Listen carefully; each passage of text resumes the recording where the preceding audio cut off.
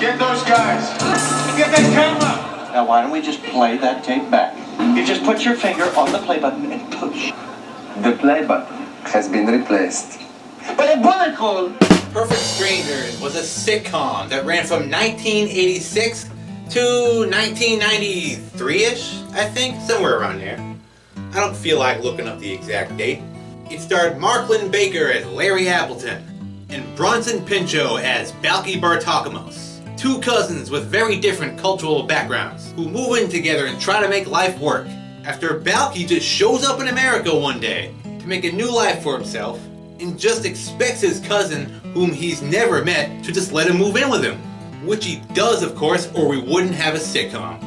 And a good thing too, because an amazing comedy team was born from it, turning this show into an instant classic and a funny ass show that lasted 8 seasons. Can you believe that? 8 seasons of this show, which may have been a tad too much if you ask me. But still, a big memory of my childhood was watching the TGIF lineup in the early 1990s, and Perfect Strangers was always my personal favorite. Yeah, so up yours step by step. Take a flying leap, Full House. Sit this one out, Family Matters. You did spin off of this gem anyway, so go home, improvement. Perfect Strangers all the way. And today I'm going to talk about what I consider the most insane and crazy ass episode I ever saw of the show. And even a personal favorite that I'll put in my top 10. Even though this is the middle of season 6, and they were clearly running out of steam at this point, it was a two-parter called The Men Who Knew Too Much. And in a rare occasion, Larry and Balki leave the confines of their studio set stages that we've become so accustomed to, and actually film in the real outdoor streets of Los Angeles, California. And once there, Larry and Balki are being pursued by none other than the mob, who are trying to kill them. Yeah, not your normal Perfect Strangers storyline. It's far more dark and serious than making Bibi Bakas. As dark as they could with a show like this anyway. It was such a memorable episode because of this though, and I never forgot it. I even taped it when it originally came on. Until the tape wore the hell out, snapped in half, so I lost that and every episode of MacGyver that featured Murdoch. But yeah, I saw this shit when it originally aired. I was like 12 years old or some shit.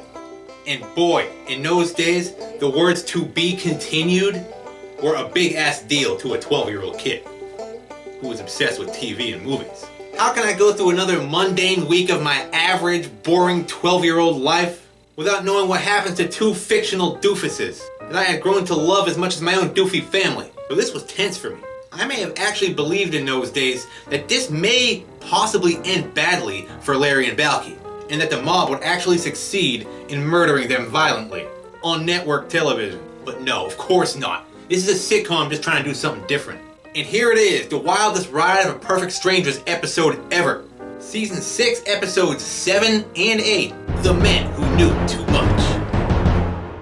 Which, yes, is a take on the Alfred Hitchcock title, The Man Who Knew Too Much, a movie he did years before this. So boom! The opening title to Perfect Strangers, with its powerful and uplifting theme song about never giving up on life, cause nothing's gonna stop you now. My life, my dream, nothing's gonna stop me now. Except for the mob, that is, who is already trying to kill Larry and Balki as soon as the episode starts. So we're off and running, folks, and wasting no time. They are in a car chase and they are being shot at with guns and real bullets, where a bullet hits Balki directly in the back of the head and he's instantly killed. And the show is over forever. Roll credits.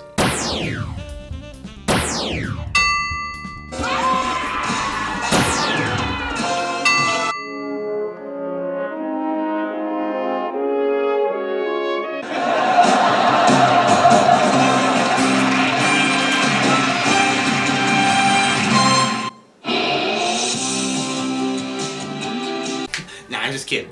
Actually, to fill the audience in, Balki tells Larry the whole tale of how they got into this high-speed shootout to begin with. How did we ever get into this mess? It was a crisp day in the movie city, and Balki had a new toy. Even though Larry was clearly there and doesn't really need to hear every detail of it again. But oh well, this is how they're doing it. So we flash back in time to Chicago, woo, to the familiar settings of the Chicago Tribune newspaper where Larry and Balki work. As reporters or some shit, I forget. There, Balki enjoys his new device, a video camera that takes VHSs. Wow, this obsolete technology was something I envied as a kid. Not everyone just had one of these things. They were expensive as hell, but Balki does for some reason, and he's just learning how to use it. That's when Larry chimes in and starts talking about this out-of-town assignment he's going on to cover the Hollywood wedding of some soap opera star who's getting married in Los Angeles, California. Mr. Wainwright is sending me to Los Angeles to cover a story. So we asked Jennifer and Marianne to come along, Larry and Balki's girlfriends, because that makes sense that a hot stewardess like her would be into this stallion. So they agreed to join him on his little trip to LA, while Balki stays home alone in Chicago and experiences nothing but the normal, everyday Chicago shit that he's already used to. Balki the foreigner has no interest in seeing everything LA has to offer, or Beverly Hills. Hey-oh, right? Of course not. Larry caves and lets his goofy ass come along too, of course. Okay. Oh, cousin. Oh, God. So we're going to LA, everybody. Let's roll as we're treated to LA's theme song by Randy Newman, I Love LA, of course. Every time I hear this song, I think of this episode of Perfect Strangers, and this montage too. So snap, we're there and a stupid celebrity wedding is on, where Larry has yet to find an interesting story. I mean, what did he expect? A mob killing or something? There's no one of major importance at this wedding anyway, except this Marco Madison guy here. Oh, my Lord. A big player in the underworld. That's Marco Madison. He's very big in the underworld. I guess that's what TV calls the mob. The underworld. So they don't offend the real mob, I guess? They never actually use the word mob in this episode, but that's what they are. So, underworld, I guess. Boxers or briefs? Underwear. Underworld. He's big in the underworld. Larry and Balki then watches this Marco Madison character and his cronies force this guy away from the wedding and into a parking garage, where Larry and Balki follow, then hide behind a car and start taping this shit, so Larry can maybe get a decent story while he's way out here in Los Angeles. That's how some people say it. Los Angeles. Los Angeles? I always say Los Angeles. Or just LA. Yet, he gets way more than he bargained for when they witness and tape Marco Madison knife this guy dead and then collapse in the car directly in front of them, where they're discovered, of course. So yeah, Larry and Balki just witnessed a mob killing, making them the next targets for thus mob. I mean, underworld. Hopefully Balki got all that shit on tape. They might need it later. So for now, run. And actually Marco Madison sends his goons after them. Get those guys. Get that camera. And that tape, of course, no shit. So it's on now, folks. The mob is trying to kill Larry and Balki. I can't believe they greenlit this episode. Are they just trying to figure out a way to end Perfect Strangers? Just have them get killed. We won't have to make another episode after that. So as the wacky chase ensues, this crony hides the dead guy under the table that's housing the wedding cake. Sure, just shove that corpse anywhere, buddy. There's fine, I suppose. That won't come into play later. And by later, I mean right now, as Larry and Balki use the same spot as a hiding place. And oh boy, now the cart is moving. And quite briskly, I must say, now that it's being weighed down with the weight of 3 grown men. So that cake is rolled right out to the bride, of course. That soap actress celebrating her wedding. As Larry and Balki just crawl right out, to the surprise of all the wedding guests, of course, who were these 2 idiots. And then they're followed by that guy they just saw get killed. Only he's not totally dead yet, as he falls into Larry's arms. And Larry somehow grabs the knife out of his back for some reason, only to be photographed with it many times, making this not look too good for Larry and Balki. But mostly Larry here. He looks like the killer now. And this scene must have been spoofing another Alfred Hitchcock film, North by Northwest, when Roger Thornhill gets framed for murder, also by knife to the back, and somebody takes a bunch of pictures of him. Pretty much the same scene here. And then right after that, they reference another old movie, only this time it's Orson Welles' Citizen Kane, with that famous line, the guy says it right before he dies in Larry's arms. For good this time. Which was, of course, Rosebud. Ha ha ha. Seems kinda lame now. I mean, what's that supposed to mean? That his childhood sled is responsible for all this shit? So then all the wedding guests just run off in all directions in a mass panic, of course. Giving Larry and Balki the chance to run too. Because that chase with the mob guys from before, it's back on, baby! That's when Larry and Balki confiscate this luggage rack to make them go faster, I guess. Only they ditch it after just a few seconds, probably because they realized what a pointless waste of time it was. If anything, it slowed them down. But it's classic Larry and Balki shit like this that you've grown to expect and love after 6 long seasons. That's when Jennifer and Marianne spot their sexy, irresistible, hunky boyfriends, running for their life, while men in sunglasses and suits chase after them while shooting at them in broad freaking daylight in front of everybody. So they're just baffled, and Marianne's an idiot. Those lucky stiffs! Larry and Balki got parts in a movie! Larry and Balki then run into Kevin Arnold's teacher from the Wonder Years, yeah, that's him, and his wife, and steal their bicycle built for two, so they can make their escape a little more speedy when... hit it!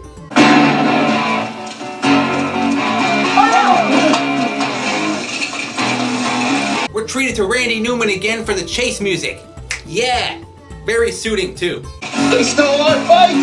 Is that something else people do in California? It's this image of Larry and Balki on the bicycle built for two that comes to mind every time I hear this song. And the mob thugs jog casually as they pursue them through this public park with dozens of witnesses around as they take shots at these two unarmed doofuses on a bicycle built for two. But I've never been to LA, so maybe that was a normal thing to see around there. Is that something else people do in California? They even bumble down these stairs. Clearly stunt actors were used. Then they safely get away across this overpass, and you think it's over, but nope. They make it to this area from the opening credits of Three's Company or something. Or totally not. All these California beaches look the same to me after a while. So that's where they stupidly crash their bike and then take refuge behind a bench. Wow, that was an epic chase for Perfect Strangers, and it's not over yet. And thank God these goons are dumbasses too, because they can't seem to find these two idiots hiding behind a bench, and take off right as Larry and Balki loudly and noticeably make a jump for it. But since the chase is over and the idiots chasing you have left, this was kind of pointless. But fun for all these Perfect Strangers fans to watch, as Larry screams like he's being thrown from the Empire State Building. So now Larry's all wet, because he's more of an idiot than Balki is, even though none of that was necessary. So what now? They're wanted fugitives suspected of murder. Only they do have that VHS tape of that Marco Madison guy committing the murder. So there's that. Evidence of their innocence and all. Larry then asks Balki to play back the tape so they can see if they even got this thing on there. Because Balki's not exactly Oliver Stone or Francis Ford Coppola when it comes to taping things on a VHS video recorder. Only there's one problem with the whole playback idea, cause The play button has been replaced. But a bullet hole! so now how are they gonna play the tape back? Where the hell could they possibly go and find a VCR and play that tape back? Hey, there's a place right behind them. Orbit is going there. Waka waka. That's our Larry and Balki. Slapstick, folks. So they go in the store where... 90s technology. Wow, it's like being a kid again at Circuit City or something. Look at all this obsolete shit that was once top of the line. You couldn't give this crap away today. So Larry goes right for the first VCR to play back that tape, as Balki watches a news report being broadcast on every TV in the place about the two of them killing that guy at the wedding. So oops. Balki then totally blows her cover. He identified as Larry Appleton and Balki Bartakamus! But now thanks to that news report, we know that that guy who was killed was an undercover drug agent. Bum bum bum! I figured it was something like that. Balki then has to force a stubborn Larry to realize that everyone in the store knows they're wanted killers. Only that tape is jammed in the VCR. Balki, the tape is jammed. So fuck it, they just steal the whole dang VCR. Then bail the hell out of there. No choice really. Then run smack dab right into those mob goons again, who apparently haven't given up on this whole chase because it's back on again, baby!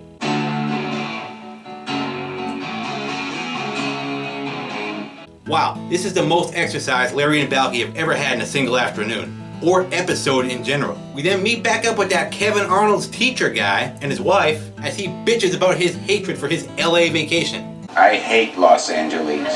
He hates LA. I hate LA. He hates it. He's the opposite of Randy Newman. The only celebrity I've seen is Jerry Mathers. Aw, the Beaver? That's still cool, man. I saw Bob Saget once. Quick fact, the director of this episode played Richard in 32 episodes of the actual Leave It to Beaver. Yeah, the fact that I read it on IMDb. He was mostly a director after that, but did a little bit of acting as a kid. And I don't know, maybe it's just me, but I always thought that Richard looked like a kid version of Shane on The Walking Dead. See what I mean? So anyway, this guy's vacation only gets worse now, with the return of Larry and Balki, who end up stealing their car and taking off. As the mob and their vehicle catch up just in time to continue this pursuit. Now in cars. Let's go! Which means we're all caught up, folks. Remember, Balki was retelling this shit to Larry as the chase continued. So it's back to right now when, uh-oh, they're all gonna die. Ah! To be continued, that was a huge deal back then. Like I said, believe me, how will I sleep tonight with all this unresolved shit running through my fragile 12-year-old brain? Oh well, tough shit, go to bed. It's a school night, asshole. Actually, it's not, it's Friday. You get to stay up and watch Perfect Strangers. So consider yourself lucky. Now go to bed. And wait a week to watch Balki and Larry get decapitated by a truck, asshole. There are kids starving in Africa. Get a real problem. So fast forward to next week. Last week on Perfect Strangers. Skip that previously on Perfect Strangers shit. Skip the intro, I know what that is. Because it's 2023 and streaming run shit now. And we're back to see the violent, bloody death of two wacky cousins we have grown to love and cherish over the past 6 seasons. In what will surely be the final episode of Perfect Strangers, that ends with Jennifer and Marianne trying to identify the mangled corpses of their once stunningly attractive boyfriends. But no, they simply duck. Durhay, and the entire roof of Kevin Arnold's teacher's car is torn the hell off. So now they're driving a convertible that will never convert back. So the chase is on pause again, I guess. So Larry and Balki can randomly spot and pick up Jennifer and Marianne, who happen to be right there. Larry then explains the whole tale to them, which forces us into another flashback, sending us all the way back to the beginning of the first episode, when we see Balki with the camera and, I'm just kidding. They need to find a TV now so they can play back the tape that's jammed in the VCR. And then the VCR will get jammed to the TV and not have to be carrying around a TV and a VCR. That would be wacky and stupid, wouldn't it? That's when Balki spots a tattoo parlor with a TV sitting right there in the window. So bam! And oh look, a payphone. Wow. Remember that shit? So Larry and Balki run right inside. Okay, now they run right inside. Inside Roy's tattoo parlor. And this is Roy. I'm Roy. Well, I must say, is that short for Roy Itha? Anyhow, Roy's really into Balki too, being a sexy foreigner and all. And when standing next to Larry Appleton, he looks like Brad Pitt in his prime. So Balki gets ready to get a tattoo, as Larry uses the TV to play back that mob killing finally, and it's just static at first. We got nothing but static. And damn, Roy is a powerful woman, and it looks like Balki's getting a tattoo. Do you have the Muppet Babies? Ooh, that's our second most requested number. I like that. A Muppet Babies tattoo right on my ass. And wait, success! Balki did get that killing on tape. Pretty good shot too. Almost like the same shot we saw from the episode. So way to go. The evidence is legit. That's it! You got it! It's all there! Proof that we are innocent! So let's bail before Balki actually gets that Muppet Babies tattoo. Only, nope. Can you guess? Those Never Say Die mob goons have tracked Larry and Balki down. So this chase can get back on already. So let's get it on!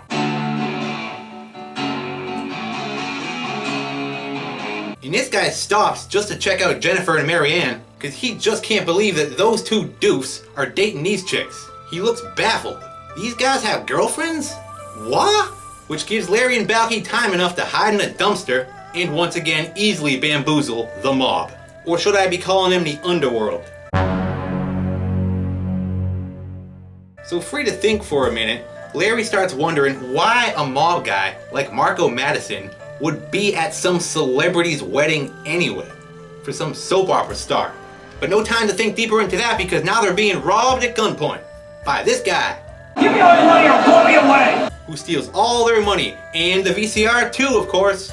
So bye-bye evidence that proves their innocence. Looks like you're going to jail after all. Marco's men will kill us first, you silly. Or that. Balki's always looking on the bright side of things. So while they're wandering, they spot that VCR thief trying to sell their VCR to that Kevin Arnold's teacher guy. What a strange coincidence. The powers of the universe keep bringing them together. And he actually buys the VCR off this guy too, who's clearly a thief. Then Larry and Balki come right over demanding the VCR, only they have nothing to offer this guy, even though all they want is the tape that's inside the VCR. But considering everything he's been through with Larry and Balki up to this point, he won't budge. So Larry fights him for the VCR, only to have the VCR get destroyed in the most epic death of a VCR scene you'll ever see. Those things were like gold in the early 90s. But one good thing, they got the tape back unharmed. Yes! So finally they're home free, so yep, they're so happy that they do the dance of joy. Gotta throw one of those in there.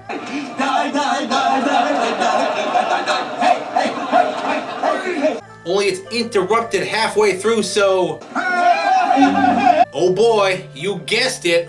The dumb mob guys have wandered back into the scene again. Stumbled upon them, and the endless chase with breaks in between is back on.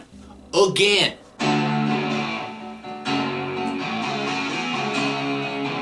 This time they run right smack dab into an outdoor video rental store, causing quite a mess that Balki fumbles around with to help, which finally brings an end to that chase that started sometime in the early afternoon of last week when these mob guys finally capture and kidnap Balki and Larry at gunpoint in the middle of the afternoon with eyewitnesses everywhere. Yeah, might want to put your guns away. This is a family boardwalk and fairground. Why not just execute them right there in front of everybody? We'll save that for the end of the show. Is that something else people do in California? So cut to this warehouse, where the mob has brought Larry and Balki to be killed, I guess. And while waiting, they spot a truck outside, with the trucking company name of Rosebud written on the side. We can jump onto that truck. See? Right there, the one that says Rosebud Trucking Company. Remember Rosebud? Citizen Kane shit? Rosebud! That's where Larry figures it all out just in time for Marco Madison himself to verify everything. And that must mean Marco is using Rosebud Trucking Company to transport drugs illegally. Very good. You put everything together. So Marco goes on and tells them all about how they're gonna be killed for witnessing the murder and for not giving him that tape. When this lady strolls on in, remember her? This chick? The soap opera star who got married? Apparently she's in on this shit too. Her and her husband. Everyone in Los Angeles is a criminal apparently. Kill him first. No, Darla, you don't want to kill us. It's your housekeeper's illegitimate son-in-law who's been putting the poison in your diet shake. And Balki's not in touch with reality whatsoever. So it's all come down to that tape. Give me the tape. Which Balki's forced to give up, of course, because he's standing right there. Why should I? Because if you don't, I'll fix it so your knees bend both ways. Okay, happy viewing. Only when they play the tape, yep.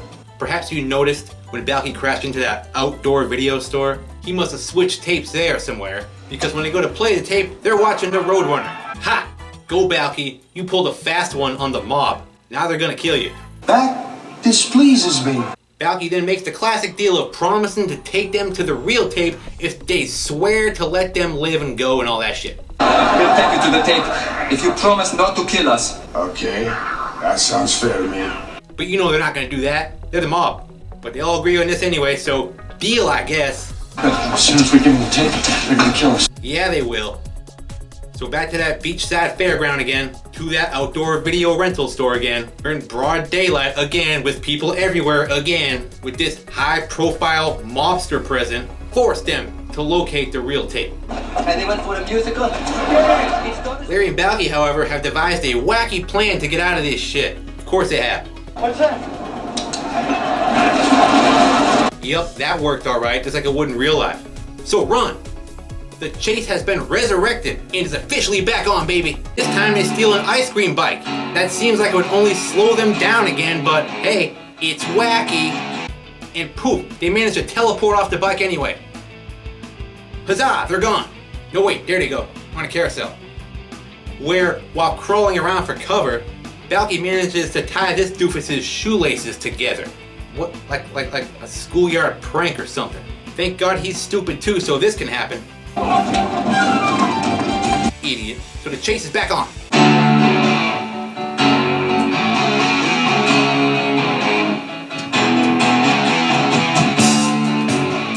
And boom, they're caught again. Chase over. Marco then demands the tape as his cronies stand around, guns drawn still, ready to execute them right there in cold ass blood. Again, broad daylight, witnesses everywhere. No one seems to care though. Just a bunch of gawkers watching a Perfect Strangers filming. This guy's taking a picture. Or it's just everyday life in Los Angeles. I don't know. Again, never been in LA. This is before the riots too, I think. Is that something else people do in California? Then finally, the police actually show up with Jennifer and Marianne and arrest these doofy mobsters. And this wacky chase is at last over. The mob guys go to jail and Larry and Balki's LA adventure has come to an end. And they're not dead, but death was a huge theme in this two-parter, which won't happen again on Perfect Strangers until they totally jump the shark and have to scare off a ghost haunting their house or some shit in season 8. So cut to back home in Chicago, to the more familiar surroundings of the Chicago Tribune newsroom. And with a story like theirs, their boss is real happy. This old guy, Mr. Wainwright, remember him? I got to shake hands with Pat Sajak's gardener. Wow, Pat Sajak's gardener? Big deal. The mob tried to kill you, man. Larry then tries to act like a real tough guy as they start playing that time to wrap everything up music. Well, you know, Balki, as an investigative reporter, I'm gonna have to get used to living on the edge. Now that he's survived an encounter with the mob. Yeah, they're gonna have to learn if they're gonna mess with Larry Lock-em-up Appleton. Only to have Balki put him back in his place by proving he's still a big pussy. And that he's the maker of corny jokes. You can come out now, cousin. The book wasn't loaded. Waka waka. Freeze frame, roll credits, end of episode. It was a wild ride, folks. The wildest ride Perfect Strangers ever went on anyway. Which leads me into my final thoughts on this memorable episode of this now classic sitcom. To me. I don't know if it's classic to everybody else in the world who watched it when it came on. Maybe they all forgot it. As I said, this was my favorite show in that whole TGIF lineup. I've seen every episode of this show at least once. Some more so than others. This is always the first episode I think of too, since it's so different. It was the 6th season, and like I said, they were probably running out of ideas at this point. So they wanted to do something, well, completely different. Leave the confines of that living room set for once. To actually film outside. Sitcoms rarely did this. Too expensive. Then there's the subject matter of Larry and Balki witnessing a mob killing. To have that very same mob put a hit out on them. It's not the norm for a show like this. But somehow they pulled it up, keeping it all wacky at the same time. No, it's not this one. It's Blue Mercedes, and there's no one on hood. Those underworld guys were not all that smart. They really dumbed them up compared to the real mob, I'm sure. And the way the chases would just stop, and these cronies would just wander around looking for them, until they happened to bump into them again by chance.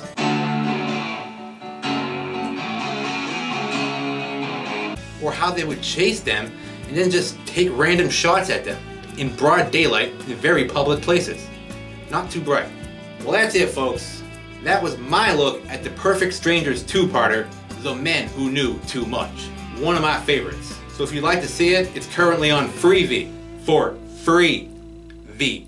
Adios for now, everyone. Take care, and I'll see you at the theater.